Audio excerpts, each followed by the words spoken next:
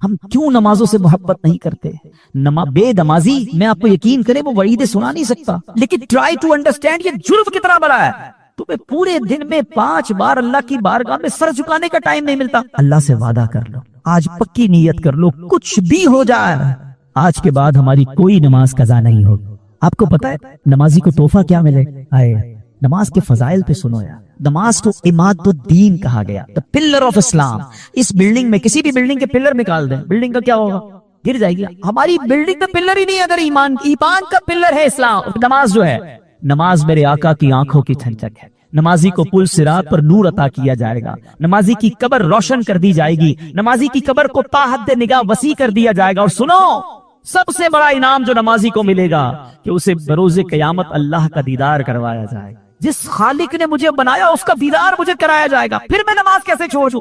اور اس کے برعکس اشجع الاقرا، حدیث کے الفاظ میں بیان کر رہا ہوں، ایک گنجا سانپ بے نمازی پر قبر میں مسلط کر دیا جائے جو قیامت تک نماز نہ پڑھنے کے سبب اسے مارتا رہے۔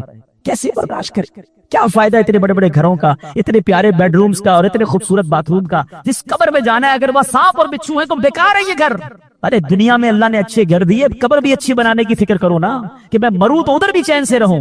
تو سب سے پہلا فرض نماز ہے، سب سے پہلی بڑی نیکی نماز ہے۔ لوگ کہتے ہیں وظائف بتاؤ، کیا خوبصورت بات میرے پیر و مرشد فرماتے ہیں، فرماتے مسلمان مرد بالغ کے لیے سب سے بڑا وظیفہ 5 وقت کی نماز ہے۔ نماز پڑھنی نہیں اور وظائف پوچھنے، پہلا وظیفہ نماز ہے۔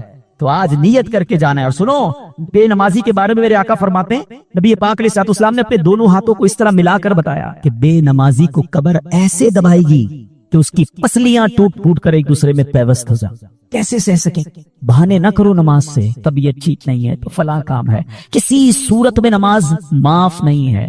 لیکن ہاں یار تھوڑے تھوڑے بہانے پر، یار بس آج طبیعت ٹھیک، اگلے جمعے سے نماز پکی، بس ابھی 2 دن بعد نماز پڑھوں گا، نہیں۔ آپ جہاز میں ہیں، آپ ٹرین میں ہیں، آپ بس میں ہیں، آپ سفر میں ہیں، آپ گھر میں ہیں، آپ نے نماز پڑھنی ہے۔ اور یقین کریں خوش نصیب ہیں وہ لوگ جو نماز کے پابند ہیں۔ یقین کریں ان کو نماز کے بغیر چین بھی نہیں آتا۔ جو پکے نمازی ہیں نا ان سے ملیں آپ کبھی، اور ماشاءاللہ یہاں بہت سارے ایسے ہیں، ان کو تو جس طرح کھانا نہیں کھائے بغیر چین نہیں آتا، لگتا ہے ابھی تک عشاء نہیں پڑی، یار ابھی میری ظہر باقی ہے۔ اب ان کو ریکال اندر سے آتی، ان کو یاد نہیں کروانا پڑتا۔ جس دن تم نے نماز کی عادت بنا لی، نماز تمہاری زندگی کا حصہ بن جائے گی۔ پیارے آقا مدینے والے مصطفیٰ صلی اللہ علیہ وسلم نے فرمایا، اللہ پاک کی خاطر آپس میں محبت رکھنے والے جب آپس میں ملیں ہاتھ ملائیں اور نبی پاک صلی اللہ تعالی علیہ وسلم پر درود بھیجیں تو ان کے جدا ہونے سے پہلے دونوں کے اگلے پچھلے گناہ بخش دیے جاتے ہیں۔ جب بھی ہاتھ ملایا کریں آپس میں دو مسلمان تو ہاتھ سلام بھی کریں اور پھر نبی پاک علیہ الصلوۃ والسلام پر درود بھیجا کریں۔ تو یہ عادت اپنا لیجئے۔ میٹھے میٹھے اسلامی بھائیوں، آج کے بیان کا موضوع کیا ہے؟ آج ایک بہت ہی عظیم ہستی کا ذکر خیر بھی کرنا ہے اور ایک بڑے ہی اہم موضوع پر اسی ضمن میں بات بھی کرنی ہے۔ 2 ذوالقعدہ کو دنیا علم کی ایک عظیم ہستی جن کو صدر الشریعہ بدر الطریقہ حضرت علامہ مفتی محمد امجد علی اعظمی رحمت اللہ تعالی کہا جاتا ہے، ان کا عرس منایا جاتا ہے۔ لہذا صدر الشریعہ کا فیضان حاصل کرنے کے لیے ابتدا میں ہم صدر الشریعہ کی کچھ باتیں سنیں گے، ان کے اوصاف سنیں گے اور پھر اس کے بعد انشاءاللہ اپنے موضوع کی طرف آ جائیں گے۔ اللہ کریم صدر الشریعہ کے بازار پر ان کی قبر پر کروڑوں رحمتوں کی بارش نازل فرمائے اور ان کے فیوز و برکات سے ہمیں مالا مال فرمائے۔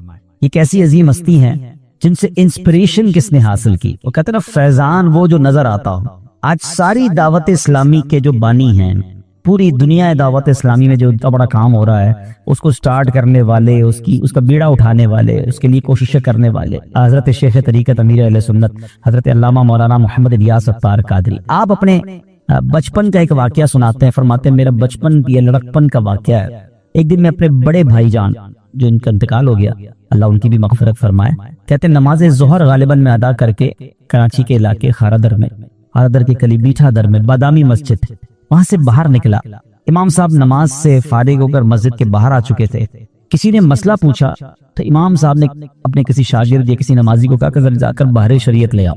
امیر علیہ سنت فرماتے ہیں کہ میں نے تو کبھی اس کتاب کا نام نہیں سنا تھا، بہار شریعت بھی کوئی کتاب ہے۔ تھوڑی دیر ہوئی تو کتاب آئی، اس کے مین پیج پر بڑا بڑا بہار شریعت لکھا تھا، اور جب اس کو امام صاحب نے پیج کھولا فرمایا مجھے میرا اتنا مطالعہ تو نہیں تھا مگر ہر پیج پر بڑے بڑے حروف سے مسئلہ مسئلہ مسئلہ لکھا ہوا تھا۔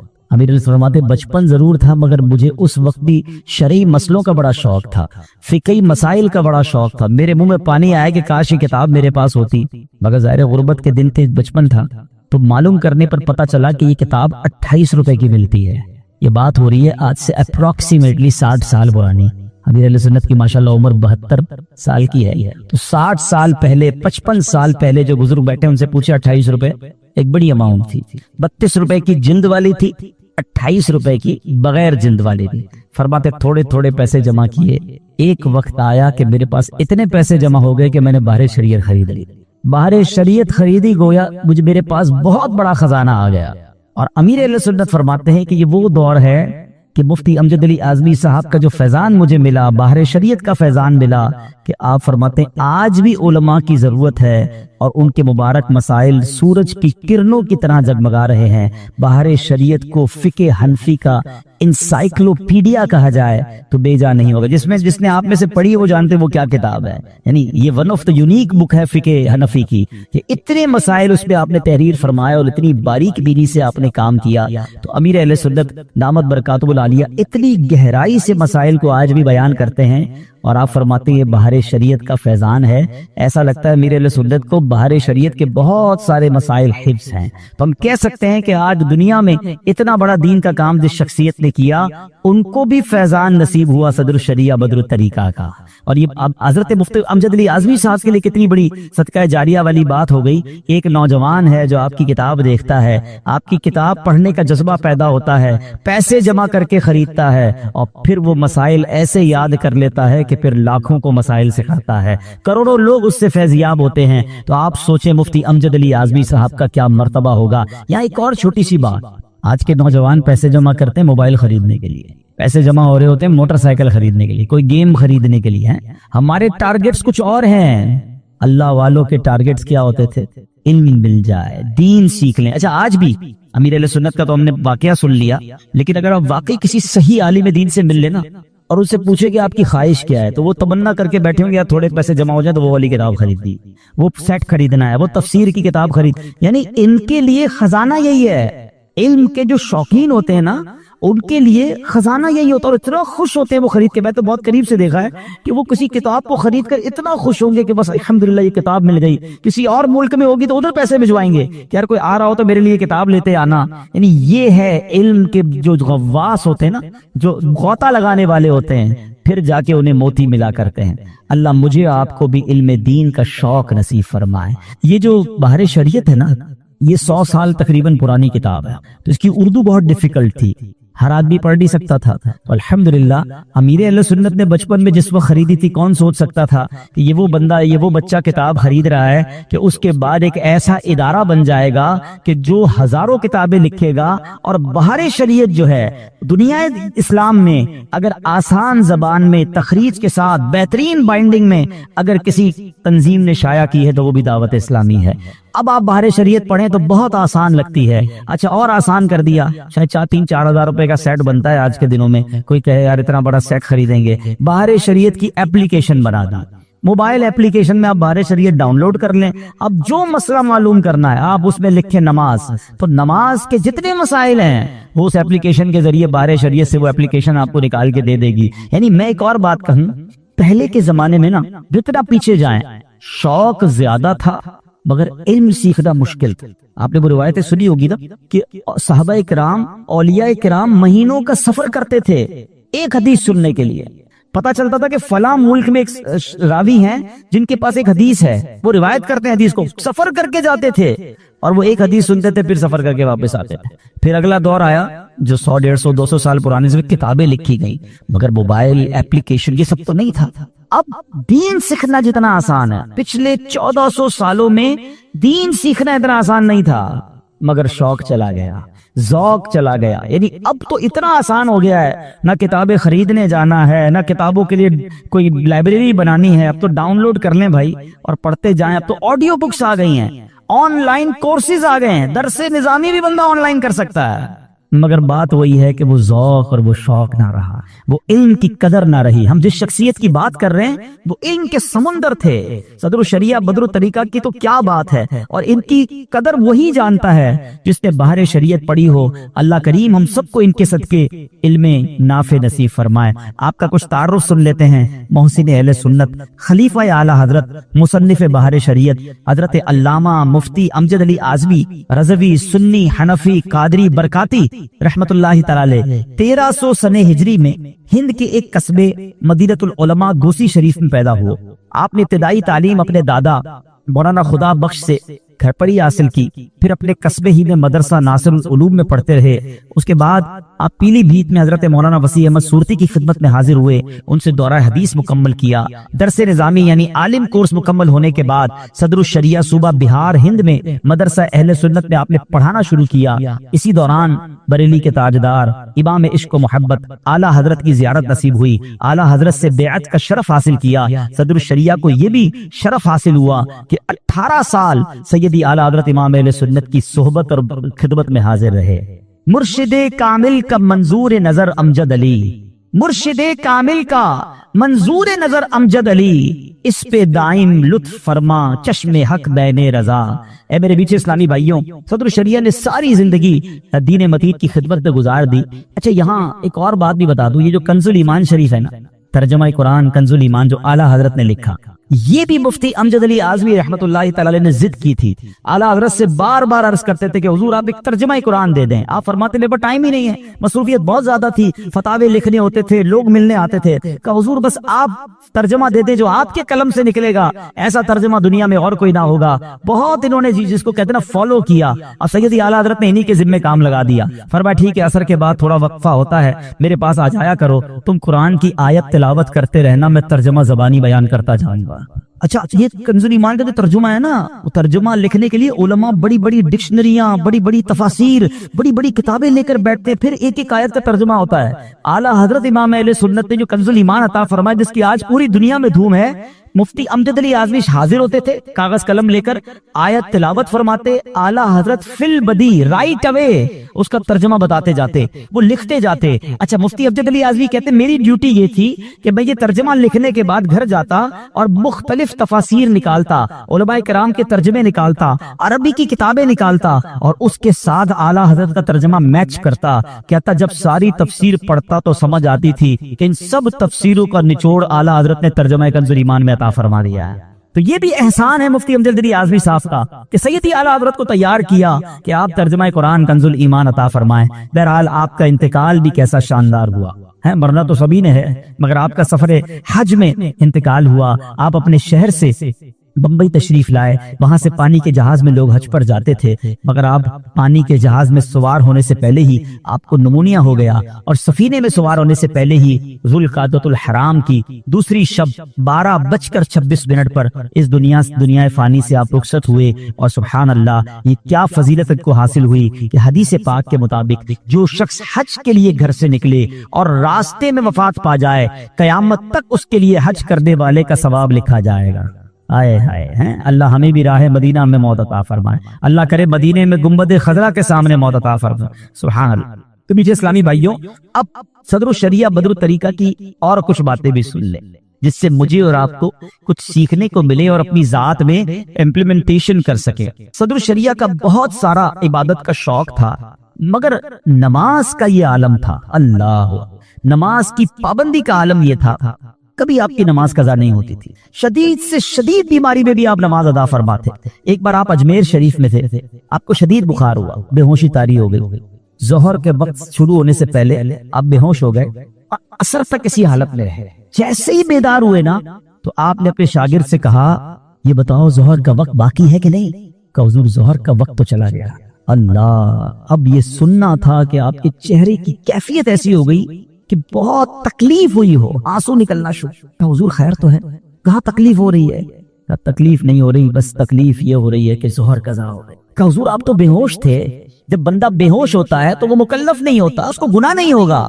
آپ فرماتے ہیں کہ ٹھیک ہے گناہ تو نہیں ہوگا، مگر میں مقررہ وقت پر دربار الہی میں حاضری سے محروم ہو گیا۔ وہ ٹائم تھا اللہ کی بارگاہ میں حاضر ہونے کا، وہ ٹائم مجھ سے چلا گیا. اے میرے میٹھے اسلام، بے ہوش ہیں، بستر پر ہیں، مگر تکلیف یہ ہے کہ نماز چلی گئی. ایک بار زندگی میں کبھی ایک بار ایسا ہوا ہمارے ساتھ، جو موبائل گرنے سے، جیب کٹنے سے، پیر پہ ٹھوکر لگنے سے تمہیں تکلیف ہوئی، اتنی بھی تکلیف کبھی نماز قضا ہونے پر ہوئی؟ بلکہ نماز قضا کرنے کے تو کچھ لوگ بہانے ڈھونڈتے ہیں، ہاں معذرت کے ساتھ، بس یار آج سر میں بہت درد ہے، کل سے پڑھ لو، آج طبیعت ٹھیک نہیں ہے، بس آج رہ جا، اگلے جمعے سے پڑھ لو. یہ نہ کرو. اچھا ایک اور بڑا پرابلم ہے، جو پکا نمازی بھی ہو نا، ٹرین میں تو گئی نماز اس کی، یار ابھی ٹرین میں کہاں وضو کریں گے، کہاں نماز پڑھیں گے، ٹرین میں کھانا پھر کیسے کھاتے ہو؟ نہیں وہ تو اسٹیشن سے کھا لیتے ہیں، نہیں وہ تو گھر سے لے کے جاتے ہیں. بس میں نماز گئی، یار بس میں کہاں اتریں گے، جہاز میں. اچھے خاصے نمازی کی نماز بھی سفر میں چلی جاتی ہے. کیوں چلی جاتی ہے بھائی؟ سب سے پہلا فرض نماز ہے. یہ بستر پر ہیں، بے ہوش تھے، مگر اٹھتے ہی پہلا سوال کہ نماز کا وقت ہے، کہ اللہ کرے ہماری گٹی میں نماز ہو جائے، ہماری زندگی کا سب سے مین ٹاپک ہی نماز ہو جائے.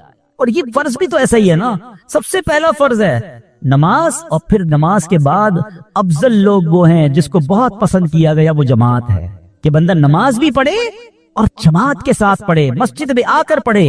سبحان اللہ. سیدی اسد الشریعہ کا جماعت کا معمول کیسا تھا؟ بوڑھے ہو گئے تھے مگر پھر بھی مسجد میں پہلے پہنچ جاتے. بعض اوقات تو ایسا ہوتا کہ مؤذن صاحب لیٹ ہوتے تو آپ ہی جا کر اذان بھی دے دیا کرتے تھے، اتنا مسجد جانے کا شوق تھا. ایک بار آخری جب وقت تھا، بڑھاپا بڑھ گیا، تو آپ کی بینائی کمزور ہو گئی. فجر کے لیے گھر سے نکلے جماعت کے لیے، تو آپ کے گھر اور مسجد کے درمیان ایک کنواں بھی تھا، اور کنواں کھلا ہوا تھا. کنویں کے اوپر منڈیر ہوتی ہے نا، دیکھا آپ نے، وہ چھوٹی سی جس کو ہماری میمنے پاڑی کہتے ہیں، تو ایک منڈیر سی بنی ہوئی تھی. تو آپ اندھیرے میں جا رہے تھے، نگاہیں کمزور تھی، آپ اس منڈیر پہ چڑھ گئے اور قریب تھا کہ اس کنویں میں گر جاتے. پیچھے سے خاتون نے آواز لگائی کہ مولانا صاحب کنویں میں گر جاؤ گے، آگے مت بڑھو. پھر اس آواز سے سمجھ آئی کہ میں کہیں اور نکل گیا ہوں. واپس آئے اور مسجد پہنچے اور آپ نے نماز فجر با جماعت ادا کی. اس کیفیت میں بھی ان کی جماعت نہیں جاتی تھی. اور آج ہم ہیں، یار گرمی بہت ہے، سردی بہت ہے، تھک گیا ہوں، لیٹ سویا ہوں. نہیں میرے بیٹھے اسلامی بھائی، جماعت یہ بہت بڑی نعمت ہے، اور جماعت کو جو تھام لیتا ہے نا، اس کی نماز اور پکی ہو جاتی ہے. اور نماز کے جماعت کے بارے میں تو کیسی کیسی سبحان اللہ ہم نے فضیلت سنی. قرآن مجید فرقان حمید میں اللہ تبارک و تعالی ہمیں جماعت کے بارے میں گویا کس طرح میں ارشاد باری مل رہا ہے. اللہ فرماتا ہے وَارْكَعُوا مَعَ الرَّاكِعِينَ، اور رکوع کرنے والوں کے ساتھ رکوع کرو.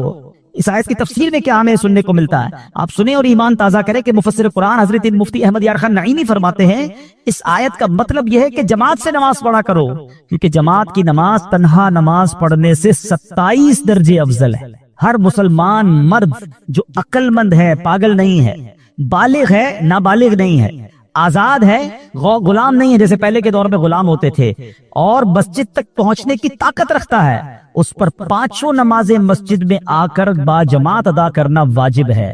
اگر بغیر کسی شرعی مجبوری کے ایک بار بھی جماعت چھوڑے گا تو گناہگار ہوگا، اور کئی بار جماعت ترک کرے گا تو ایسا شخص فاسق ہے. اور جو شخص مسجد میں پہنچنے کی طاقت نہیں رکھتا، مثلا نابینا ہے یا اس کی ٹانگیں سلامت نہیں ہیں، شدید بیمار ہے، چل پھر نہیں سکتا، ایسے شخص پر اگرچہ جماعت واجب نہیں ہے، البتہ افضل اس کے لیے بھی ہے، یہ بھی مسجد میں آ کر با جماعت نماز ادا کرے. الحمدللہ نبی پاک علیہ الصلوۃ والسلام کا عمومی عمل یہی تھا کہ آپ فرض نمازیں با جماعت ادا فرماتے. سبحان اللہ. پیارے آقا علیہ الصلوۃ والسلام کی بارگاہ میں بیماری کی حاضری تھی، سخت بیماری کا وقت تھا. بی بی عائشہ صدیقہ رضی اللہ تعالیٰ فرماتی ہیں حضرت بلال نبی پاک علیہ الصلوۃ والسلام کو نماز کی اطلاع دینے آئے کہ حضور نماز کا وقت ہو گیا. پیارے آقا علیہ الصلوۃ والسلام علالت میں تھے اور میں ابو بکر سے کہو نماز پڑھ. سیدنا صدیق اکبر رضی اللہ عنہ نماز پڑھانے میں مشغول تھے، امامت فرما رہے ہیں، صحابہ پیچھے صفے بنائے کھڑے ہیں. اس دوران نبی پاک علیہ الصلوۃ والسلام کو اپنی طبیعت میں کچھ بہتری محسوس ہوئی تو 2 شخصوں کو سہارا دینے کی سعادت عطا فرمائی، اور میرے آقا ان سہارا عطا فرماتے ہوئے مسجد میں تشریف لے آئے. ابھی جماعت جاری ہے. صدیق اکبر رضی اللہ تعالیٰ عنہ نے جب پیارے آقا کے قدموں کی آہٹ سنی نا، کیسا عشق تھا، قدموں کی چال سے پہچان گئے آقا آ رہے ہیں، تو آپ جو ہے اپنی لیفٹ سائڈ تھوڑا سا پیچھے ہٹنے لگے. تو نبی پاک نے انہیں اشارہ فرمایا کہ پیچھے نہ ہٹو. پھر آپ علیہ السلام صدیق اکبر رضی اللہ عنہ کی جو بائیں طرف بیٹھ گئے. صدیق اکبر نے کھڑے ہو کر اور آپ نے بیٹھ کر نماز ادا فرمائی. صدیق اکبر رضی اللہ عنہ کی اقتداء میں نبی پاک علیہ السلام نے یہ نماز ادا فرمائی. اس سے پتہ چلتا ہے کہ پیارے آقا علیہ السلام کو جماعت سے کتنی محبت تھی. نبی پاک اس کیفیت میں بھی مسجد میں تشریف لائے, سہارا لے کر بھی آنا پڑا تو میرے آقا تشریف لائے. تو اے میرے میٹھے اسلامی بھائیوں, سے پتہ چلتا ہے کہ جماعت کی کیا اہمیت ہے. سیدی اعلیٰ حضرت امام اہل سنت کے بارے میں آتا ہے, ایک بار ربیع الاول شریف میں 12ویں شریف کی محفل پاک میں شرکت کرنے اور بیان فرمانے کے بعد شام کو سیدی اعلیٰ حضرت شدید بیمار ہو گئے. اس مرض کی شدت بیان کرتے ہوئے خود اعلیٰ حضرت فرماتے ہیں, اس بار ایسا بیمار ہوا کبھی نہ ہوا تھا. اپنا وصیت نامہ بھی لکھوا لیا. اس مرض کی حاضری کے دوران ایسی نازک حالت تھی کہ مسجد آپ کے گھر کے بالکل قریب تھی. اس کے باوجود خود چل کر مسجد میں حاضر نہیں ہو پاتے تھے. لیکن قربان جائیے ان کی جماعت سے محبت پر کہ آپ نے 5 نمازیں مسجد ہی میں با جماعت ادا کی. طریقہ یہ ہوتا 4 بندے آتے, کرسی سمیت آپ کو اٹھاتے اور مسجد تک لے جاتے تھے, مگر آپ 5 نمازیں با جماعت ادا کرتے. اے وہ لوگوں جن کے پیر سلامت ہیں, جن کی آنکھیں سلامت ہیں. ہم واقعات ان کے سن رہے ہیں جو چل نہیں پا رہے تھے, ان کے واقعات سن رہے ہیں جو دیکھ نہیں پاتے تھے پھر بھی مسجد میں آتے, اور ہم ہیں کہ صحت کی عالم میں مسجد میں آنے میں سستی کرتے ہیں. اچھا, ایک عجب بات یہ ہے, رمضان میں مسجدیں بھری ہوئی تھی. ایسا کیا ہوا کہ رمضان کے بعد نہیں آ سکتے؟ سوچو. اور جو لوگ یہ کہتے ہیں نا میں مسجد میں نہیں جا سکتا یا نہیں جا پاتا, سچی بات یہ میری اور آپ کی اوقات ہی نہیں ہے مسجد میں نہ آ سکے. ارے تمہیں بلایا نہیں جا رہا ہے, افسوس کرو کہ تمہیں یہ حکم نہیں مل رہا, تمہیں اجازت نہیں مل رہی. مسجد کس کا گھر ہے بتاؤ نا؟ آپ کے گھر میں آپ کی اجازت کے بغیر کوئی آ سکتا ہے؟ بیل بجائے حضرت آپ کے گھر میں آنا, آپ کہیں کون ہے بھائی میں تو نہیں جانتا. جب میرے اور آپ کے گھر میں کوئی بغیر اجازت نہیں آ سکتا, اللہ کے گھر میں کیسے آئے گا؟ خوش نصیب وہ ہیں جنہیں 5 وقت بلایا جا رہا ہے. وہ اللہ کے پسندیدہ بندے ہیں نا, انہیں بار بار وہ اپنے گھر میں بلا رہے, تمہیں نہیں بلا رہا. اے جمعے کی نماز میں مسجد میں آنے والوں, ہمیں تو رونا چاہیے کہ اللہ ایسی کون سی غلطی ہو گئی کہ میں روز تیرے گھر نہیں آ پا رہا. آیا کرو مسجد میں, ادب کے ساتھ آیا کرو, شوق کے ساتھ آیا کرو, خوش ہو کر آیا کرو. کہ میں اچھا مثال کے طور پہ آپ کو کوئی علاقے کا بہت بڑا آدمی, کونسلر نہیں, چلو منسٹر تو صدر وزیر اعظم بلا لے, پتہ نہیں کتنے دوستوں کو بتائیں گے پتہ ہے مجھے اس نے بلایا, ہاں میں اس کے گھر جا رہا ہوں, تیاری کر کے کپڑے بھی اچھے پہن کے پرفیوم عطر لگاتے. مسجد میں کیسے آتے؟ جیسے ہی کپڑے گندے میلے ویسے ہی آ گئے, دکان سے اٹھتے ویسے منہ بھی میلا, دانت سے بھی بدبو آ رہی, کپڑوں سے بھی پسینہ آ رہا. ارے کسی بڑے آدمی کے گھر پہ ایسے جاتے؟ اللہ کے گھر میں آئے ہو ادب سے آ, جتنا ادب کرو گے اتنا اور نوازے گا, تمہاری جھولیاں بھر کے تمہیں بھیجے گا. ایک اور بات, لاجیکلی بات, آپ کے گھر پہ جب مہمان آتا آپ کیا کرتے؟ تیاری کر, کیا مہمان آ رہا ہے ذرا اچھی اس کی خاطر تواضع کرنی ہے, خوش ہو کر جائے, میرا گھر دیکھ کر جائے گا تو ذرا اچھے انداز سے گھر کو, اور آنے والے کو آپ کو تحفہ بھی دیتے ہیں. ایسا ہی چاہتے ہو نا مہمان خوش ہو کے جائے. ارے جب اللہ کے مہمان بنو گے تمہیں وہ بھی خوش کر کے بھیجے گا, جھولیاں بھر کے. اچھے مہمان بننا. ہاں کچھ مہمان آپ کے گھر پہ بھی آتے ہیں جو شور مچاتے ہیں, گندگی کرتے ہیں, آپ کے گھر میں ہی آ کر آپ کو ہی تانے دے رہے ہوتے ہیں. بندہ بولتا ہے اس کو نہیں بلاتا. جن کا داخلہ بند ہو جاتا ہے نا مسجد میں, آنا جانا بند ہو جاتا ہے, وہ خود ہی سوچے غلطی کی ہے کوئی, لگتا ہے مسجد جا کر شور مچایا ہوگا, مسجد جا کر گندگی کی ہوگی, مسجد جا کر بھی موبائل میں لگے ہوئے ہوتے ہیں, مسجد جا کر بھی ہنسی مذاق چل رہی ہوتی ہے. آپ کو پتا یہ مسجد ہے, اللہ کا گھر ہے, اس کا ادب کتنا ہے. روایتوں میں آیا مسجد میں ہنسنا قبر میں اندھیرا لاتا ہے. ہم تو قبر روشن کرنے آتے ہیں مسجد میں, اور قبر بھی اندھیرا کر کے چلے گئے, کیونکہ مسجد کا ادب والا کانسیپٹ ہی نہیں ہے نا. دنیا والوں کے گھر جاؤ تو بچوں کو بھی سمجھا کے جاتے, شور مت کرنا, بہت بڑے آدمی ہیں ناراض ہو جائیں گے بچے, وہاں بڑا ادب سے رہنا, اور یہاں بچوں کو لا کے پیچھے چھوڑ دیتے ہیں. ادھر تو چھوڑو کعبے میں چھوڑ دیتے ہیں, بچے گھوم رہے ہیں, کھیل رہے ہیں, کود رہے ہیں. یہی حال کسی بڑے آدمی کے گھر پہ کرتے ہو اپنے بچوں کے ساتھ. یاد رکھو یہ بے ادبیاں, یہ کہیں ایسا نہ ہو ہمارا داخلہ ہی مسجد میں بند ہو جائے, ہم سے چھین لی جاتی ہے روحانیت, یہ برکت چھین لی جاتی ہے. روایتوں میں کچھ لوگوں کو مسجد کا کبوتر کہا گیا. کئی خوش نصیب ایسے یہ بزرگوں میں ہوں گے ایسے ماشاءاللہ, جو 5 نمازیں مسجد میں روز نظر آئیں گے, مسجد کے ساتھ تعلق مضبوط ہو جاتا ہے ان کا. قیامت کے دن جن خوش نصیبوں کو اللہ کے عرش کا سایہ نصیب ہوگا, اس پوری لسٹ میں ایک وہ شخص بھی ہے کہ جب وہ مسجد سے باہر جائے اس کا دل مسجد میں لگا رہے, دوبارہ کب جاؤں گا. مسجد سے باہر جا کر بھی مسجد میں دل لگا رہے. ادھر تو معاملہ ہی الٹا ہے, مسجد میں آ کر بھی دل باہر لگا رہتا ہے, باہر کب جاؤں گا, ختم کب ہوگی نماز, دعا سے پہلے ہی نکل جاتے ہیں. سوچیں تمہارا مسجد میں دل نہیں لگا. جس کو ویسے ایک مشورہ بھی دیتا ہوں, جس کا دل مسجد میں نہ لگے نا, آنے کے بعد گڑبڑ شروع ہو جائے نا, بھاگم بھاگ بے چینی, اس کو اپنے دل کا علاج کرنا چاہیے. یار میں اتنا برا ہوں, اللہ کے گھر میں بھی مجھے سکون نہیں مل رہا, تو پھر کدھر ملے گا. ہاں یہ میرے دل کا پرابلم ہے. اور علماء نے فرمایا بھی کہ مومن کی مثال ایسی ہے جیسے مچھلی پانی کے اندر ہوتی، فش ان دا واٹر، وہ مسجد کے اندر ایسا ہی ہوتا. مچھلی کیسے مزے میں ہوتی ہے پانی میں، باہر نکالو تو بے قرار اچھلتی کودتی، ایسا لگتا ہے پھر پانی میں ڈالو نہ مر جائے گی.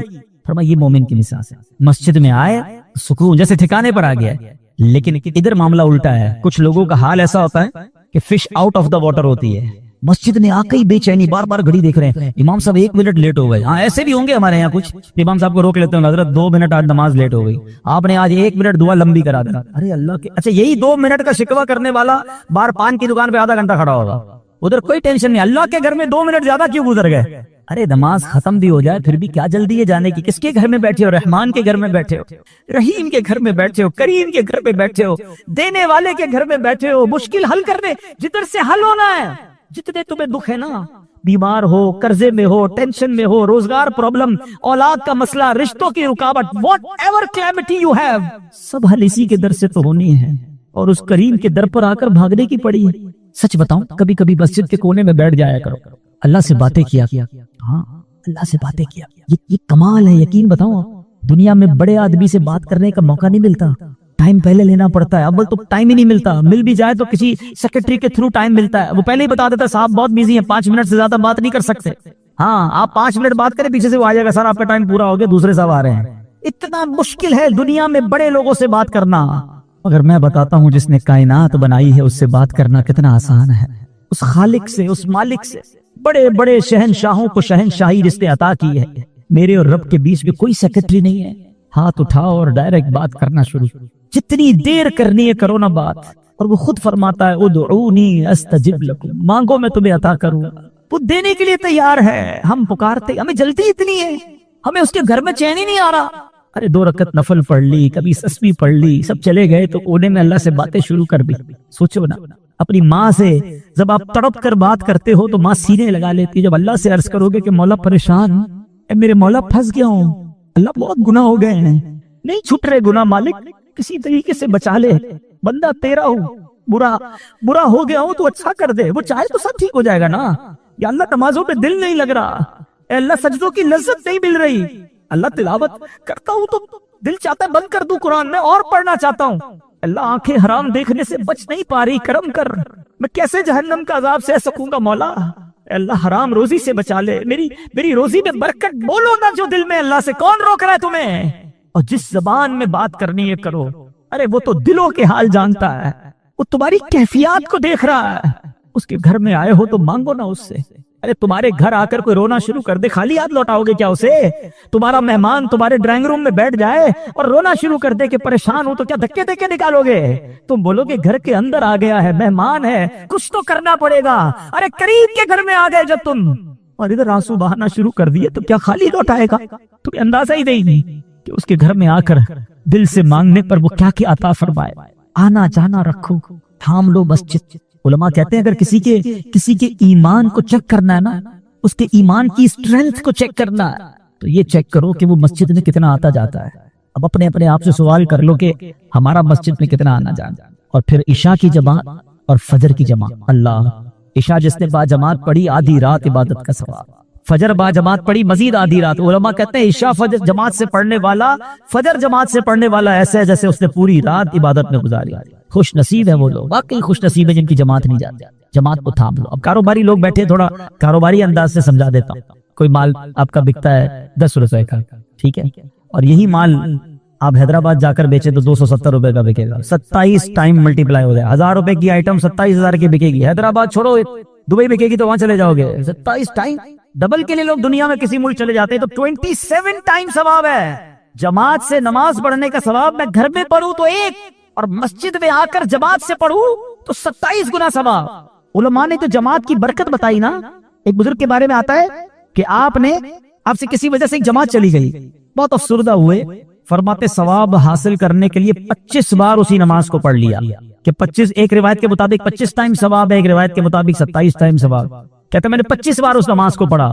ایک دوسرے بزرگ نے جواب دیا کہ نماز تو 25 بار پڑھ لی، فرشتوں کی آمین کہاں سے لاؤ گے؟ ہاں، جب ایمان ولضالین کہتا ہے نا اور آپ کہتے ہیں آمین، فرشتے بھی اس وقت آمین کہتے ہیں. اور روایتوں کا مضمون ہے جب فرشتوں کی آمین اور کسی بندے کی آمین مل جائے اللہ اس کے گناہ معاف کر دے. یہ جماعت کمال چیز ہے. ہاں وہ جو آپ نے دیکھا معجون ہوتا ہے, کبھی کبھی حکیم جو ہے بہت ساری جڑی بوٹیوں کا ایک معجون بنا کر, ایک مرکب بنا کر آپ کو دوائی کے طور پہ دیتا ہے. یہ جو ٹیبلٹس ہوتی ہے یہ کیا ہوتا ہے؟ ٹیبلٹس کے اندر بھی کئی چیزیں ہوتی ہیں, کئی قسم کے کیمیکل, سب کیمیکل جب ملتے ہیں تو آپ کو فائدہ دیتا ہے. الگ الگ کوئی جڑی بوٹی کھا لے تو وہ فائدہ نہیں ہوگا. علماء کہتی ہے جب جماعت ہوتی ہے نا, اس میں کوئی نیک بھی کاندھے سے کاندھا لگا کے کھڑا ہوتا ہے, کوئی اللہ کا نیک بندہ ہوتا ہے, کوئی اخلاص والا ہوتا ہے, کوئی سخی کھڑا ہوتا ہے, کوئی مجبور کھڑا, کوئی بے چین کھڑا ہوتا ہے, کیونکہ سب کی کیفیات الگ ہے نا. کوئی غریب کھڑا ہوتا ہے, کوئی امیر کھڑا ہوتا ہے, کوئی عالم ہوتا ہے, کوئی حافظ ہوتا ہے, پتہ نہیں, اور سب مل کے جب دعا ہو رہی ہوتی تو آمین کہہ رہے ہوتے ہیں. ارے سوچو کتنی آمین میں تمہاری آمین شامل ہو رہی ہے. میری تو قبول نہ ہوئی, لیکن میرے ساتھ جو جماعت میں شریک تھا اس کے صدقے ہم سب کی قبول ہو جاتی ہوگی. سمجھو یہ معجون ہے, یہ ایک مرکب ہے, یہ خوبصورت فارمولا ہے جماعت کا. دنیا کے کسی مذہب میں یہ مظہر نہیں ملتا آپ کو. اچھا لوگ کہتے ہیں یار ڈسپلن ہونا چاہیے. ایک تو ہمارا یہ بڑا پرابلم ہے, ہم دوسروں کے ڈسپلن دیکھ کر, ٹائم ٹیبل دیکھ کر کہتے ہیں یار ہمارے مسلمان تو کچھ ڈسپلن والے ہے ہی نہیں. یورپ جاؤ تو اتنا ڈسپلن, ایوری تھنگ ٹائم پہ, ٹرینیں بھی ٹائم پہ, جہاز بھی ٹائم پہ, ان کی مثالیں دے رہے ہوتے ہیں. مسئلہ یہ تم نے اسلام پڑھا ہی نہیں ہے. جو ریلیجن, جو مذہب ہمیں ٹائم ٹیبل کا, ڈسپلن کا, ٹائم مینجمنٹ کا درس دیتا ہے, وہ اسلام کے علاوہ کوئی نہیں ہے. میں الحمدللہ ساری دنیا گھوما ہوں, میں نے دنیا بھر کی ایئر لائنز اور ٹرینوں میں سفر کیے ہیں, ٹھیک ہے نا, ہم نام لے اس ملک کا, لیکن سمجھانے کے لیے کہہ رہا ہوں. آپ کو وہاں پھر بھی موسم کی خرابی کی وجہ سے فلائٹ ڈیلے بھی ملے گا, ٹرین ڈیلے بھی ملے گی. مجھے بتاؤ, آندھی ہو, طوفان ہو, بارش ہو, مؤذن وقت پہ اذان دے دیتا ہے.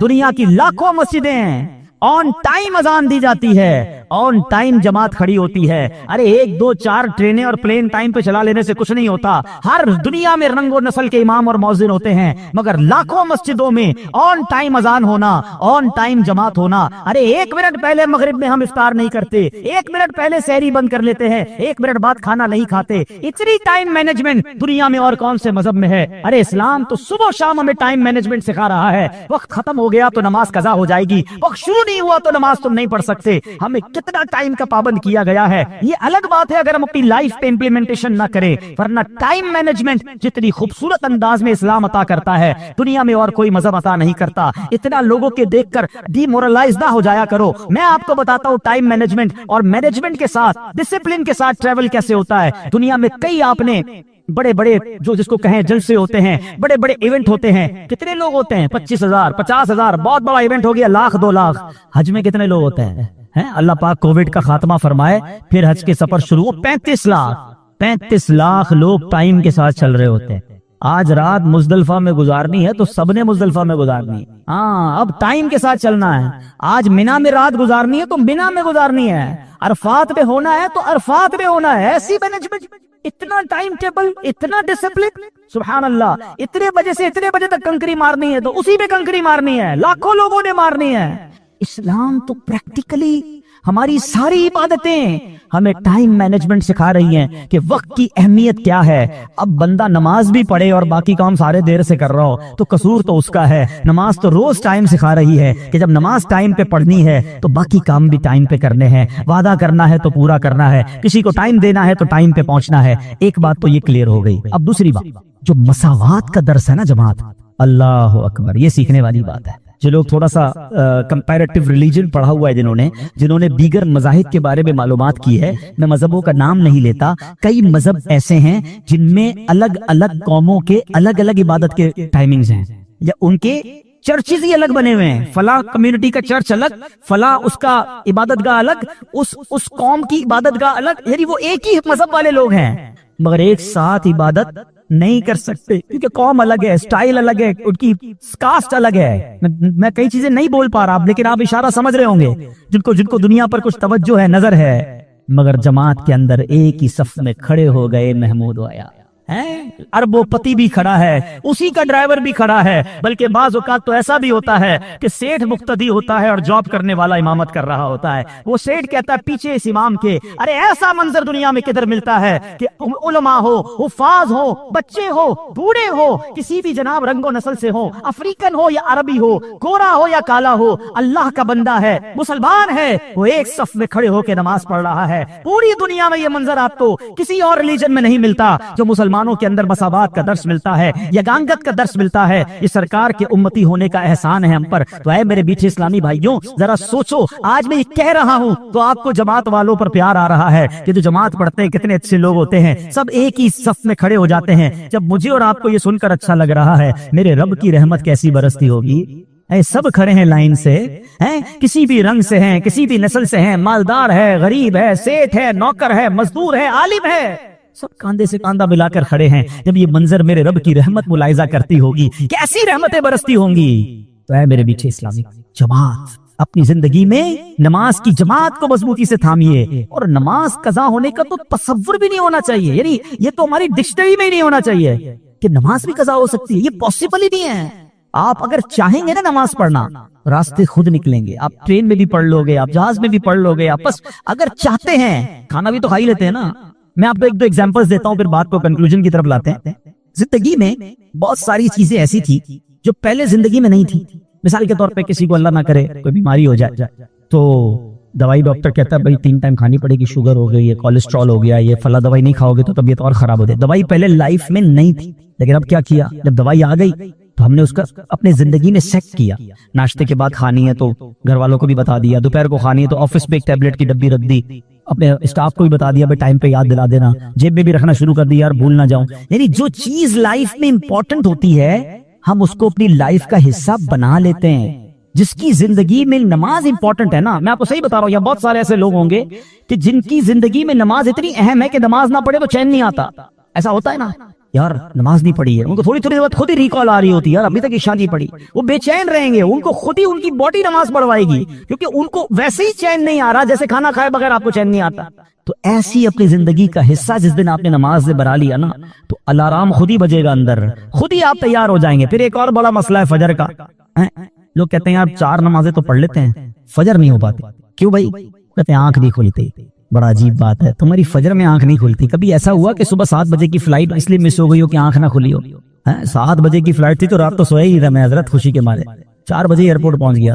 کبھی 8 بجے صبح آفس کی کوئی امپورٹنٹ میٹنگ مس ہو گئی ہو، اسکول پہنچ جاتے ہیں ٹائم پہ، کالج پہنچ جاتے ہیں، نماز ہی مس ہوتی ہے، آفس میٹنگ پوری ہو جاتی ہے، فلائٹ ٹرین سب ملتی ہے۔ اس کا مطلب کیا ہوا کہ جو امپورٹنس فلائٹ کی، ٹرین کی، میٹنگ کی ہے، وہ امپورٹنس آپ کی زندگی میں نماز کی ابھی ہوئی نہیں ہے، ورنہ کچھ بھی ہو جائے نماز کیسے چلے۔ تو بہرحال میرے میٹھے اسلامی بھائی، جب رمضان میں نمازیں پڑھ سکتے ہیں نا تو ابھی بھی نمازیں پڑھ سکتے ہیں، اور نماز کے بغیر زندگی اچھی نہیں ہے۔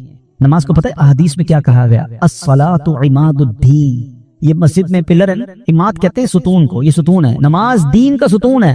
اللہ نہ کرے کوئی ستون نکال دے، عمارت کا کیا ہوگا؟ گر جائے گی، بغیر ستون کی عمارت گر جائے گی، ستون ہی نکال دے۔